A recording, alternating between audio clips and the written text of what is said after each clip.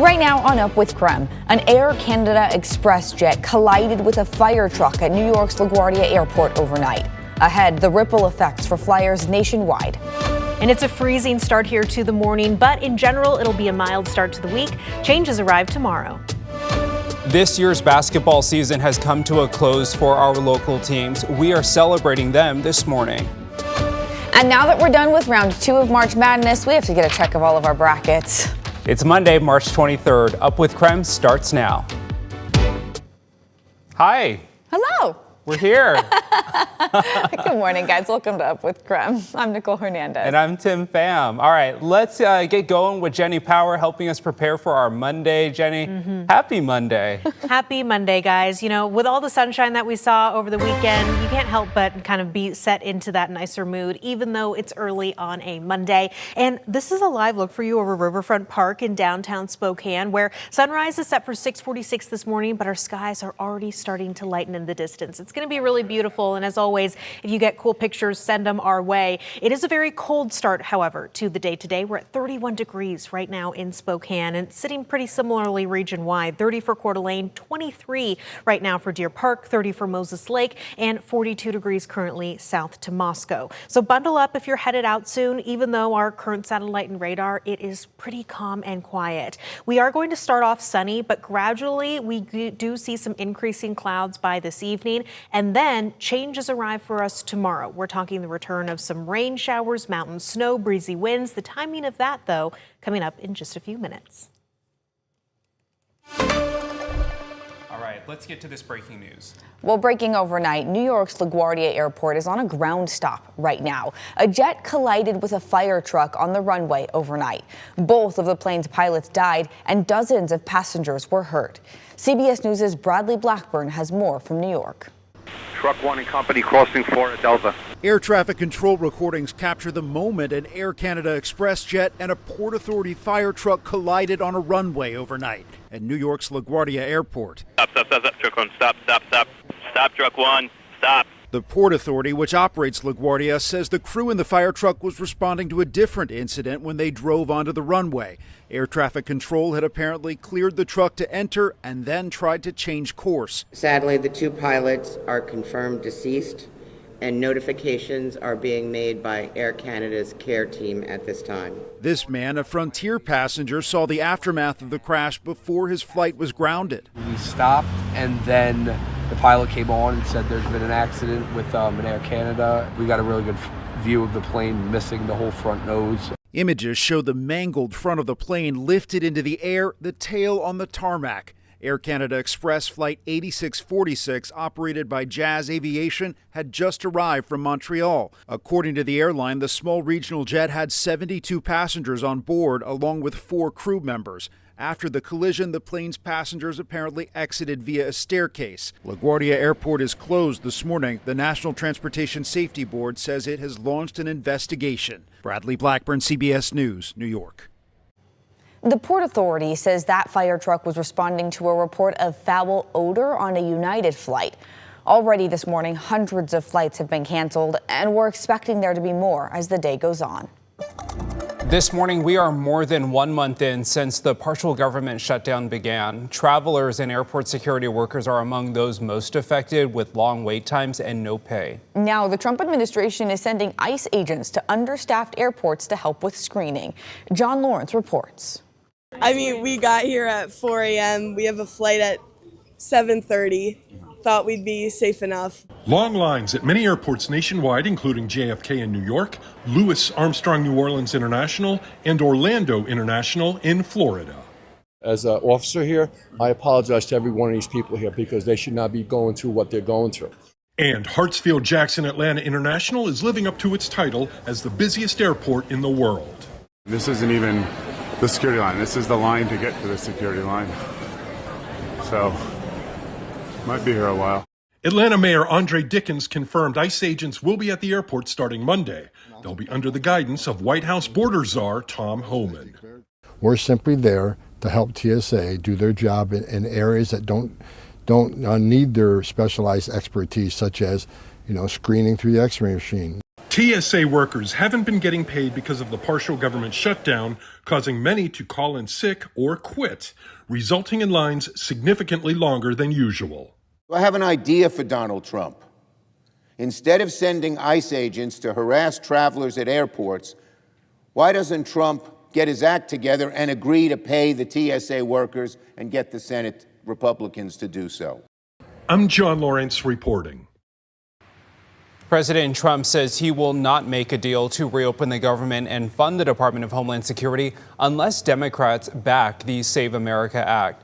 He argues it's needed to protect election integrity, but Democrats say the bill could disenfranchise millions of Americans who may not have access to documents such as a passport or birth certificate.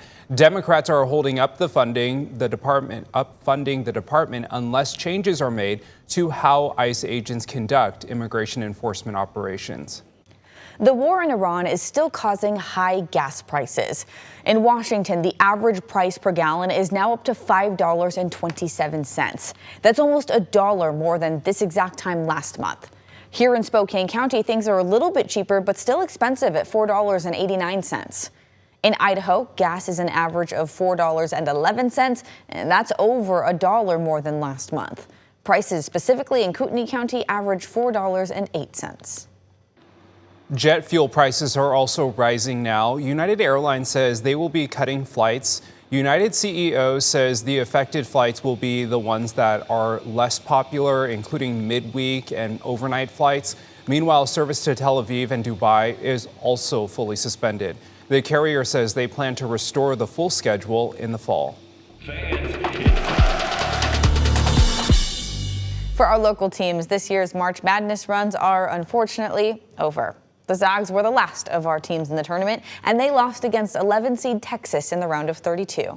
Though this certainly was not the ending the teams or fans hoped for, we do want to say a big congratulations to all of our teams for making it to the NCAA tournament.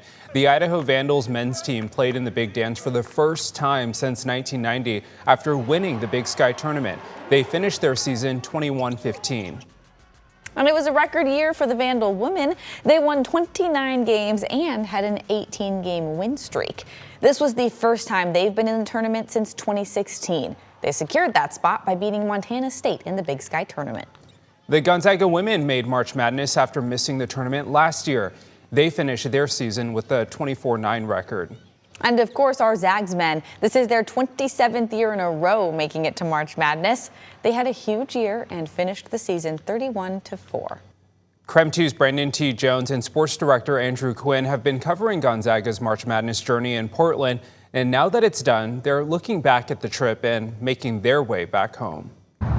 Well, last Sunday we started with 4 teams in the NCAA tournament, and now, Brandon, unfortunately, our NCAA tournament journey has come to an end as we're on our way back to Spokane from Portland as Gonzaga fell to Texas in the round of 32. But Brandon, how was your first NCAA tournament experience? Bro, for me, it was absolutely everything and more. It was just so cool, being able to step out there on the court, watch the Zags, ball out, and then also just seeing the entire Zag Nation show up as well.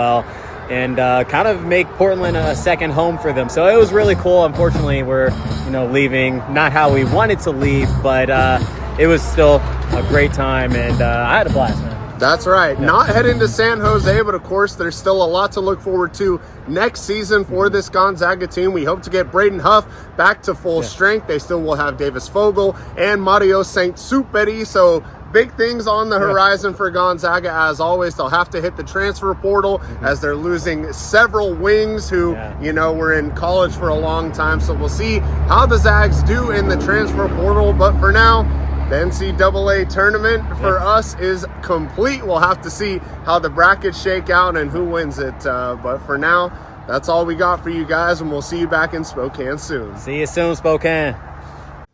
And we are excited to welcome them back home as well. And this was one of many stories that you can watch right now on the all-new KREM 2 app. Scan the QR code now to download and get news updates on your phone. And taking a look at your forecast, we are going to see another round of sunshine and a fairly mild start here to the work week ahead of us. It's cold though. Current temperatures are right around freezing as we'll climb to about the mid-50s this afternoon. But even though it's a pretty mild start to the week, I am tracking changes that start to move in by tomorrow. We see the return of some valley rain, mountain snow, and breezy winds. Just how much rainfall Spokane is expected to get, that's what I'll talk about in my extended forecast. But while we have the sunshine, really soak it up while you still can. The Spokane County Sheriff's Office is looking for this 15-year-old girl, Chloe Bean. She is 6 feet tall, about 200 pounds, and has brown hair and hazel eyes. She was last seen at the STA Plaza in downtown Spokane on Saturday.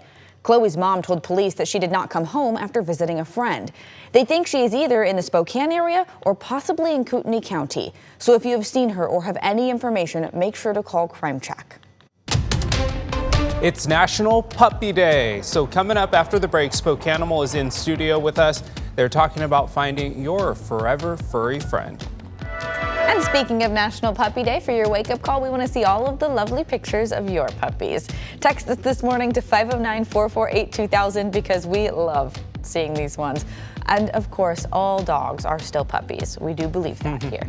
100%. All right, here is a live look outside from our camera in downtown Spokane. Look at that sunrise. Wow, that's beautiful. I think a beautiful day's on tap. Oh my goodness, another A+ day. Up with KREM is just getting started. Be sure to stick around, just a couple of minutes away from National Puppy Day segment coming up here on the show.